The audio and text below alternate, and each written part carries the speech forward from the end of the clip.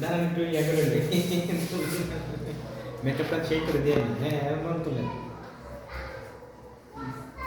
শাহনার বেগম আমাদের চোদ্দ বড় ভাবি শালম সরকারের মেকআপ চলছে।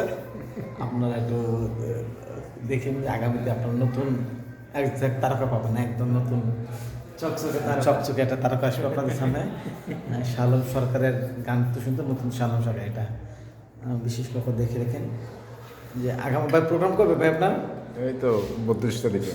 32 তারিখে, তারপরে 36 জুলাই পরে 32 তারিখ হয় নাকি? হ্যাঁ, আচ্ছা ঠিক আছে।